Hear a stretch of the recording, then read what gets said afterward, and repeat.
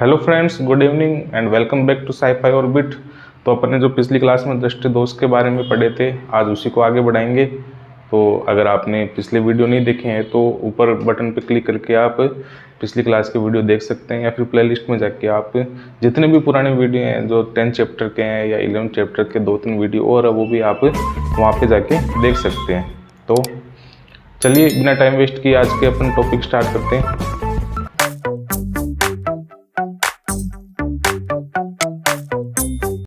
तो फ्रेंड्स, आज का जो अपना पहला टॉपिक रहने वाला है वो है जरा दूरदृष्टिता। क्या होता है जरा दूरदृष्टिता? देखिए, अपन इस शब्द को तोड़ते हैं। जरा का मतलब होता है बुढ़ापा, ठीक है, और दूरदृष्टिता, अपना जो दूरदृष्टि रोग होता है वो। कहने का मतलब क्या होता है कि जैसे जैसे व्यक्ति की आयु बढ़ती है ना, तो उसमें दूरदृष्टि रोग होने लगता है। दूरदृष्टि रोग का मतलब क्या होता है, मैंने आपको बताया था पिछले वीडियो में कि जब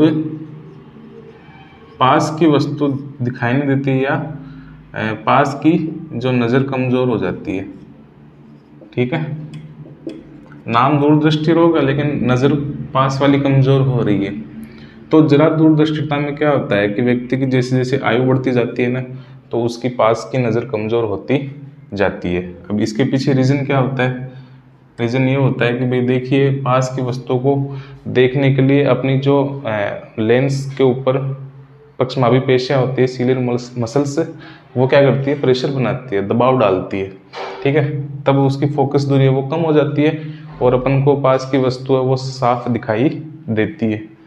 लेकिन यहाँ पे क्या होता है कि जब व्यक्ति की आयु बढ़ती है, उम्र बढ़ती है, तो उसकी ये जो पेशियाँ होती है, पक्षमाभी पेशियाँ, ये कमज़ोर होने लगती है। तो कमज़ोर होगी तो वो क्या होगा कि पास वाली वस्तु को देखने के लिए लेंस के ऊपर दबाव क्रिएट नहीं कर पाएगी, प्रेशर क्रिएट नहीं कर पाएगी, और उसकी फोकस दूरी है वो भी कम नहीं कर पाएगी। तो फिर उससे क्या होता है कि उसको पास की वस्तुएं वो साफ दिखाई नहीं देती है, ठीक है। तो और क्या कारण हो सकता है? या फिर दूसरा कारण ये भी हो सकता है कि जो लेंस होता है आँख के अंदर, हो सकता है उसकी फ्लेक्सिबिलिटी है वो कमज़ोर हो जाए, यानी लचीलापन है वो कम हो जाए। तो लचीलापन अगर कम होता है तो क्या होगा कि अगर पेशियाँ दबाव भी डालती है तो वो मतलब संकुचित नहीं हो पाएगा, यानी वक्रित नहीं हो पाएगा, उसकी वक्रता नहीं बढ़ेगी। वक्रता नहीं बढ़ेगी तो फोकस दूरी कम नहीं होगी, और फोकस दूरी कम नहीं होगी तो पास की वस्तु कैसे देख पाएगा, ठीक है। तो इसका मतलब यही होता है कि अगर व्यक्ति की उम्र बढ़ती है, ठीक है, तो उसकी समंजन क्षमता वो कम होती जाती है। तो उससे फिर क्या होता है कि पास वाली वस्तु वो देख नहीं पाता है, ठीक है। तो मैं लिख रहा हूँ क्या होता है।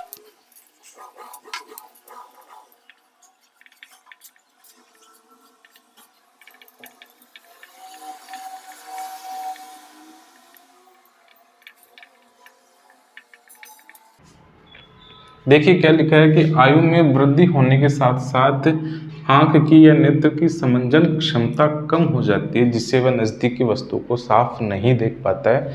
इसे क्या कहते हैं? जरा दूरदृष्टिता कहते हैं, ठीक है। और अच्छा, इसमें एक चीज़ और भी होती है कि कभी कभी क्या होता है, कभी कभी मनुष्य की पास की और दूर की दोनों की नज़र कमज़ोर हो जाती है, ठीक है।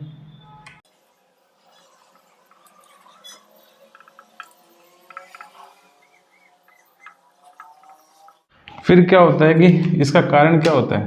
कारण बताइए आप। कारण भी बताना पड़ेगा ना कि क्या कारण होता है। कारण मैंने आपको बता दी थी, दो कारण होते हैं। पहला कारण ये होता है कि हमारी जो पेशियाँ होती है, सिलेरी मसल्स या पक्षमाभी पेशियाँ, वो कमज़ोर हो जाती है। भाई उम्र बढ़ने पर क्या होता है कि मनुष्य की ज़्यादातर जो पेशियाँ होती है, ज़्यादातर मसल्स होती है, अस्थियाँ होती है, वो धीरे धीरे काम करना बंद कम कर देती है, यानी कमज़ोर होती जाती है। तो सेम क्या होता है, हमारी जो यहाँ की पेशियाँ होती है वो भी उम्र के साथ क्या होता है, उसमें भी कमज़ोरी आ जाती है। तो जिससे वो दबाव नहीं डाल पाती है, लेंस के ऊपर प्रेशर नहीं कर पाती है, तो वो जो लेंस होता है वो उसकी समंजन क्षमता कमज़ोर हो जाती है, तो उसको पास वाली वस्तु दिखाई नहीं देती है। कभी कभी तो दोनों नज़र कमज़ोर हो जाती है, पास वाली भी हो जाती है और दूर वाली भी हो जाती है। तो इसमें पहला कारण क्या होता है,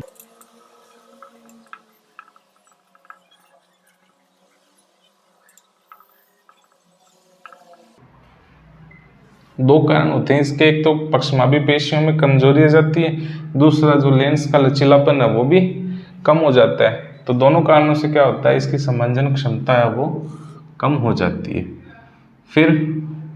फिर अगर अभी आपने कारण बता दिया तो इलाज भी तो बताइए ना, इसका उपाय क्या होता है, क्या करें अपन, क्या कर सकते हैं। तो क्या होता है कि आपने देखे होंगे कि ये ऐसे चश्मे आते हैं, कभी किसी के देखा होगा आपने,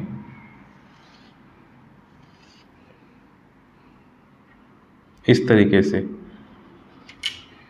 ठीक है, या फिर यहाँ पे चित्र देख लीजिए। तो इसमें क्या होता है कि दोनों लेंस काम में लिए जाते हैं। ये जो नीचे वाले होते हैं छोटे, ये उत्तल लेंस, और ये जो ऊपर वाले लेंस होते हैं वो अवतल लेंस।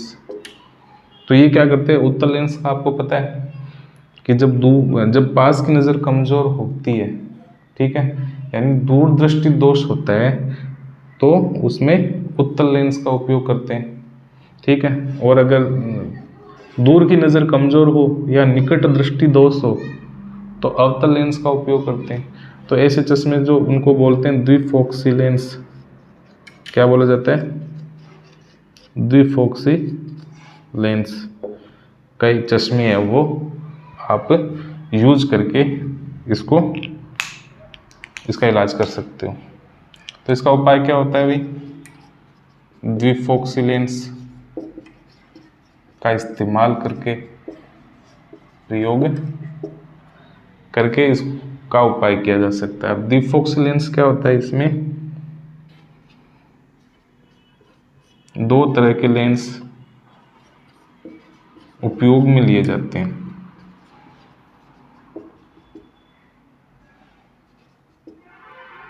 ऊपर वाला जो लेंस होता है वो कैसा होता है, अवतल लेंस, जो कि दूर की वस्तुओं को देखने में मदद करता है। और फिर जो नीचे जो लेंस लगा होता है वो उत्तल लेंस होता है, ठीक है, जो कि पास की वस्तुओं को देखने में मदद करता है, ठीक है। अच्छा, आजकल इसका एक और भी इलाज करते हैं लेटेस्ट की, जो डॉक्टर होते हैं वो क्या करते हैं, पेशेंट की ये दोनों आंखें होती हैं ना, इसमें एक में अवतल लेंस डाल देते हैं और एक में उत्तल लेंस डाल देते हैं, जिससे क्या होता है कि एक आंख से दूर की वस्तु देख सकते हैं और दूसरी आंख से पास वाली। तो ये हाई टेक्निक होती है। इसमें क्या होता है कि ब्रेन का और आंखों का ऐसा कोऑर्डिनेशन हो जाता है व्यक्ति को, तो उसे पता ही नहीं चलता है कि कौन सी आंख से उसे पास वाली दिखाई दे रही है, कौन सी से दूर वाली दिखाई दे रही है, ठीक है। तो ये नया इलाज होता है। बाकी अपनी जो बुक में दे रखा है वो ये है, तो आप देख लीजिए इसको एक बार, फिर अपन आगे बढ़ते हैं अगले दृष्टि दोष पे। हाँ, तो फ्रेंड्स, आंखों से संबंधित जो रोग है उनमें से अपना अगला रोग है वह मोतियाबिंद।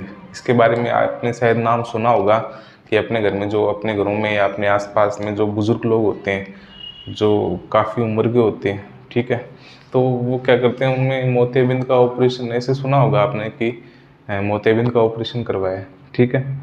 मोतियाबिंद या कैटरेक्ट क्या होता है कि जब व्यक्ति ज़्यादा उम्र का हो जाता है, मतलब 70-60 के ऊपर हो जाता है, तो उसकी जो आंखें वो कमज़ोर हो जाती है, ठीक है। उसको या तो हल्का फुल्का उसकी नज़र कमज़ोर हो जाती है या फिर कई बार पूरी नज़र गायब हो जाती है। तो ये क्यों होता है, ये इसलिए होता है कि जो लेंस होता है ना हमारी आंखों में, वो क्रिस्टलीय होता है नॉर्मली। तो बढ़ती उम्र के साथ क्या होता है कि उसके ऊपर एक धुंधली परत जम जाती है। देखिए यहाँ पे, ये जो मोतियाबिंद से ग्रसित आंख है, तो इसमें जो लेंस है अपना, जो क्रिस्टलीय लेंस है, वो देखिए कैसा हो रखा है, धुंधला सा, दूधिया सा हो रखा है, ठीक है। तो ये होता है मोतियाबिंद। अब ये क्यों होता है कि देखिए, पूरे जीवन में क्या होता है कि हमने सुना है कि हमारे शरीर के अंदर जो कोशिकाएं होती है वो पुरानी कोशिकाएं मृत हो जाती है, नई कोशिकाएं बनती रहती है, ठीक है। तो वैसे ही क्या होता है, आंखों में भी जो कोशिकाएं होती है वो भी क्या होती है, वो भी मृत होती रहती है और नई कोशिकाएं बनती रहती है। तो जो कोशिकाएं नष्ट हो जाती है वो बाहर तो निकलती है नहीं, तो वो आंखों में इधर उधर जमा होने लगती है, इकट्ठी होने लगती है। तो एक उम्र के बाद में जब वो कोशिकाएं, मृत कोशिकाएं ज़्यादा हो जाती है, तो वो लेंस के ऊपर एक लेयर सी बना लेती है और लेंस का जो क्रिस्टलीय रूप होता है वो धुंधला पड़ जाता है, ठीक है। तो उससे क्या होता है, जो प्रकाश की किरणें है वो सही तरीके से फोकसित नहीं हो पाती है और उसका जो प्रतिबिंब होता है वो साफ नहीं बन पाता है, तो वस्तुएं साफ नहीं दिखाई देती है। या फिर हो सकता है जब ज़्यादा खराब हो तो पूरी दृष्टि चली जाती है। तो इसी को कहते हैं मोतियाबिंद, ठीक है। तो इसका उपाय क्या होता है, उपाय यही होता है कि भाई ऑपरेशन करके वो जो लेंस है उसको बदल दिया जाता है, यही इसका उपाय है, ठीक है। तो यहाँ पर जो मोतियाबिंद के बारे में दे रखा है वो आप उतार सकते हैं या देख सकते हैं। उसके बाद में क्या है कि एक दो रोग और भी होते हैं, हालांकि अपनी बुक में नहीं दे रखे हैं, तो एक बता देता हूँ थोड़ा सा आपको नॉलेज के लिए। एक होता है दृष्टि वैषम्य, जो पुरानी किताबें थी आरबीएससी वाली उसमें ये चलता था। एक और होता है वर्णांधता, कलर ब्लाइंडनेस।